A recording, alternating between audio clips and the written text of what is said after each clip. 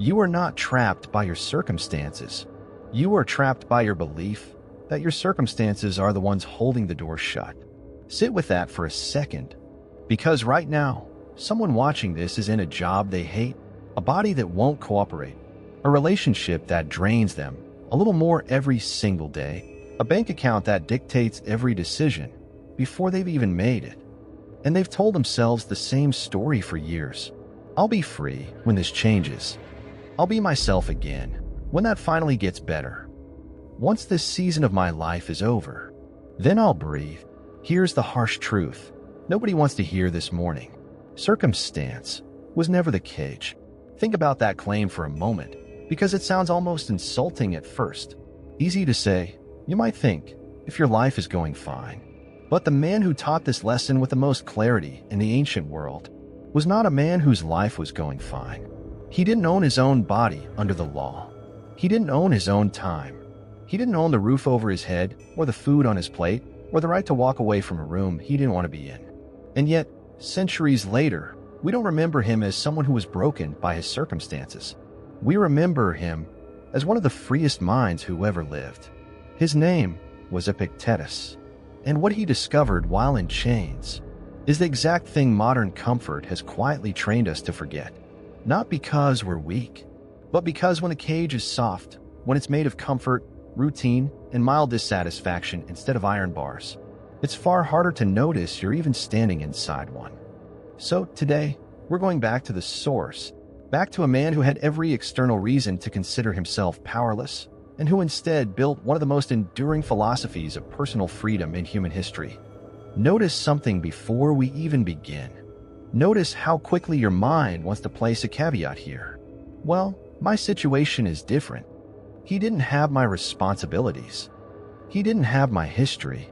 That instinct, the instinct to protect the belief that your particular cage is the one exception, that instinct is worth watching closely because it's the very thing standing between you and what you're about to hear. This isn't a video about ignoring real problems. It's not about pretending pain isn't pain. It's about something far more surgical than that, separating what actually happened to you from the meaning your mind attached to it in a half second afterward, almost without your permission. Around the middle of the 1st century, in the Roman province of Phrygia, in a town called Hierapolis, a boy was born into slavery. We don't know his given birth name. History, in its usual carelessness toward the powerless, barely recorded his early years at all. What we do know, pieced together from the accounts of students who studied under him decades later, is that as a young man, he was brought to Rome and became the property of a man named Epictetus. Epictetus was no minor figure. He had served as a secretary to the Emperor Nero himself, a man with genuine proximity to the highest power in the known world. And being owned by such a man meant your entire existence bent around someone else's decisions, where you slept, what you ate, whether an education was something you were permitted to pursue at all, or simply forbidden as a waste of a tool that was meant only to serve. And yet, by whatever combination of circumstance, permission, or quiet rebellion history didn't record for us, the boy who would become Epictetus was allowed to study philosophy. He studied under Musonius Rufus, one of the most respected Stoic teachers of that generation, a man who did not particularly care whether the person sitting before him was a free citizen or someone else's legal property. Rufus taught and lived by the belief that virtue existed in equal measure in every human being, entirely independent of what Roman law happened to say about their status that year. Imagine what that must have felt like, to be told by someone with real intellectual standing that the part of you that matters most cannot be owned. Not by Epictetus, not by Nero, not by the empire itself. That single idea, planted early, will become the foundation of everything Epictetus later taught. Rome in that era was a city of extremes, stacked directly on top of each other. Marble palaces rose within sight of slave markets. Senators debated philosophy in gardens, while their household staff, sometimes people of real intellect and depth, stood silently at the edges of the room, unseen, uncredited, waiting to be summoned. Into that world, Epictetus carried an idea that must have sounded almost dangerous, that the emperor himself, for all his armies and all his marble, did not actually possess more freedom than the slave standing quietly in the corner of his own banquet hall. Because freedom, as Epictetus defined it, had nothing to do with legal status and everything to do with where a person's will chose to reside. Later accounts describe him as having a permanently damaged leg. Whether this came from mistreatment at the hands of his master, from illness, or from some other hardship entirely, is something we cannot confirm with real certainty today. Epictetus himself never dwelled on the specifics in the teachings that survived through his students, but we do know this much for certain. He lived, for years, inside a body that did not fully obey him. And astonishingly, he built an entire philosophy on the back of exactly that limitation. At some point in his life, Epictetus gained his freedom. The precise circumstances of that transition are not recorded in detail. What is recorded, and recorded well, is what he chose to do with that freedom once he finally held it. He began to teach.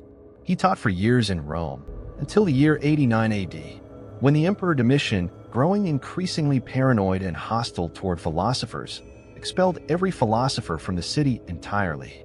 So Epictetus left. He traveled west to a city called Nicopolis on the coast of Greece, and there, with nothing but his reputation and his ideas, he opened a school. Students came from across the empire to sit and listen to a man who, under Roman law, had once been considered less than a full human being, teach them, with total authority, what it actually meant to be free. He never wrote his own teachings down. A devoted student named Arian did that work for him, transcribing his lectures into what became known as the Discourses, along with a shorter, more concentrated version called the Enchiridion, literally the handbook. And running through those pages is one single idea, repeated in 100 different forms, circled back to again and again. That some things are up to us, and some things are not. Our body, our property, our reputation. Whether the world calls us enslaved or free, wealthy or poor, praised or ignored, these, he taught, sit almost entirely outside our control.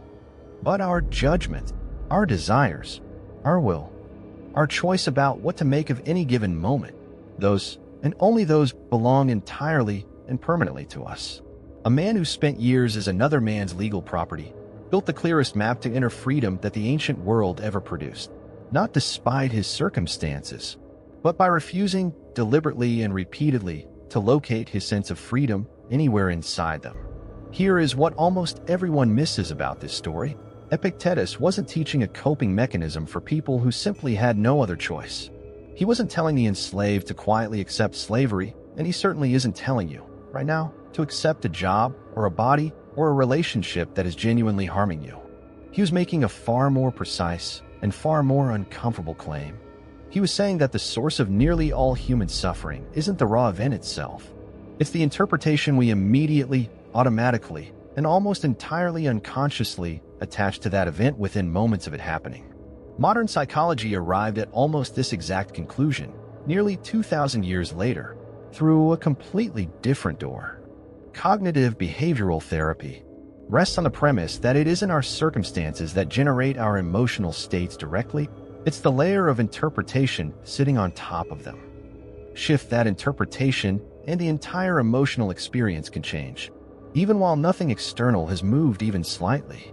This is no strange coincidence. This is the same fundamental discovery, made twice, roughly 2 millennia apart, by two completely unconnected traditions of thought.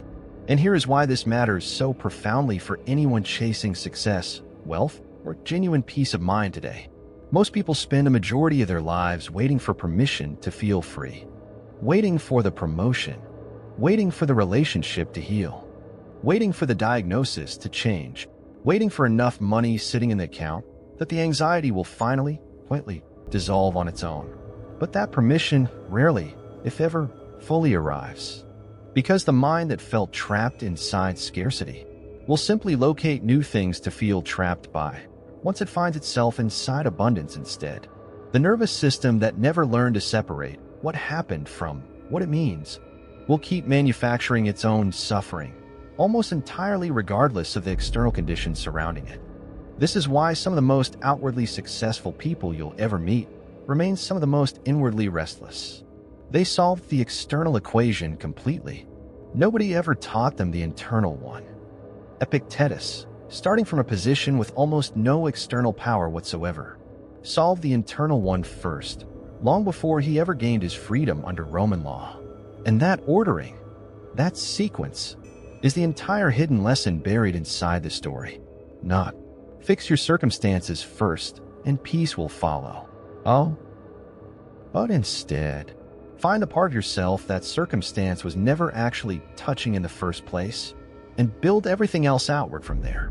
Once you locate that part of yourself, external change becomes something you pursue with clarity and calm.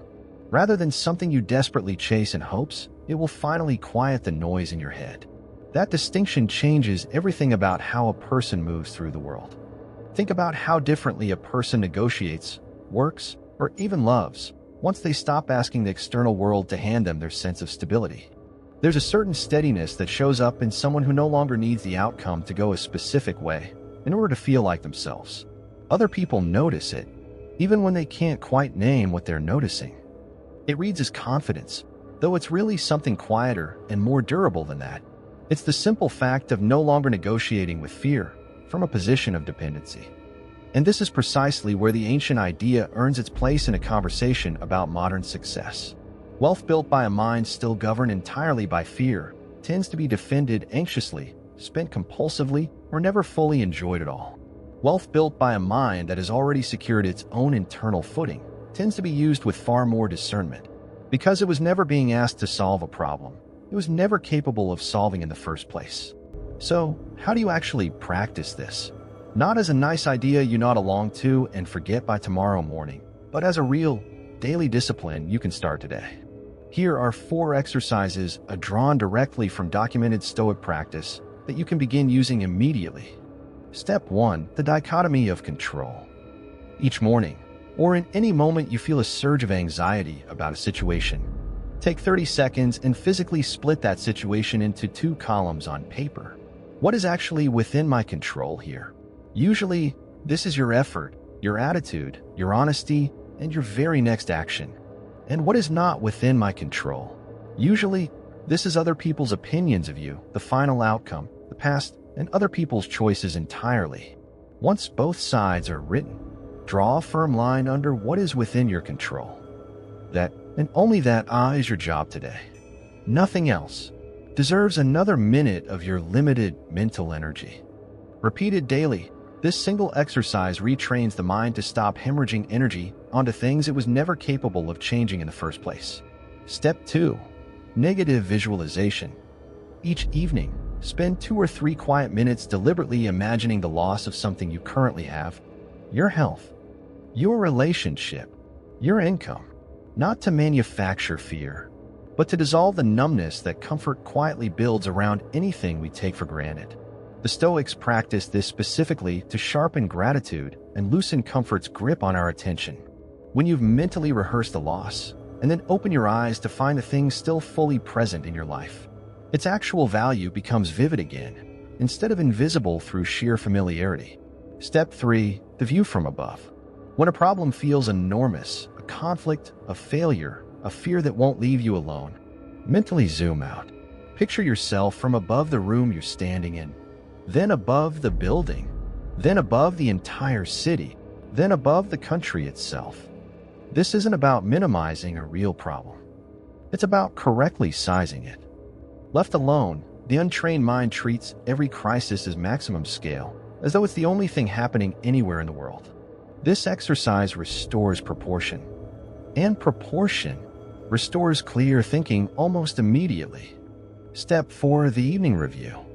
Before sleep, ask yourself 3 short questions. What did I do well today? Where did I fall short of my own standards? What will I do differently tomorrow? No self-punishment involved. No spiraling into shame. Just clear, honest accounting. The same way you'd review a ledger at the end of a workday, not the way you'd stand trial in a courtroom. Practice these 4 consistently, and something genuinely begins to shift. Not your circumstances necessarily. Those may or may not change on their own separate timeline. What shifts is your relationship to them. And that relationship, more than any external condition, was always the true location of your freedom. Do this for 30 days and notice what changes first. It's rarely the outside world. It's almost always the quality of the attention you're bringing to it. A word of honesty about all four of these exercises. They are simple to describe and genuinely difficult to sustain. The mind will resist the dichotomy of control exercise on exactly the days you need it most, because the ego prefers to feel like it controls everything, even the things it demonstrably cannot touch. The negative visualization will feel uncomfortable at first, because modern life trains us to avoid discomfort rather than sit inside it briefly and deliberately. That discomfort is not a sign you're doing it wrong. It's a sign you're finally doing it at all. Start with just one of these four. Not all four at once. Pick the one that addresses whatever is loudest in your life this week and give it 7 consecutive days before judging whether it's working. Philosophy practiced inconsistently produces almost nothing. Philosophy practiced daily, even imperfectly, begins to quietly restructure how a mind responds to pressure. Epictetus never stopped being a man who had once been owned by someone else. That fact didn't vanish the moment he became a teacher. It didn't disappear when students traveled hundreds of miles just to sit and listen at his feet. History didn't quietly rewrite his past for him, but it stopped being the thing that defined the size or the limits of his mind. You may not be able to change what happened to you. You may not even be able to change what's happening to you right now, today, in this exact moment. But the part of you that decides what any of it means, that part was never in anyone else's hands to begin with. Not your employer's, not your circumstances, not even history's own hands. Somewhere out there, right now, someone is living through a version of your exact situation with completely different internal experience of it. Not because their version is easier, but because they've stopped waiting for permission from the outside world to feel like themselves again. That permission was never theirs to grant you in the first place. It was always sitting quietly inside you, waiting to be claimed. So take the door you've been standing in front of, the one you've told yourself is locked. Reach for the handle. Not because everything outside it has changed, but because you finally have. If this gave you a real moment of clarity today, subscribe. There's a lot more of this ancient, hard-won wisdom waiting for you here. And it was built for exactly the kind of week you're having right now.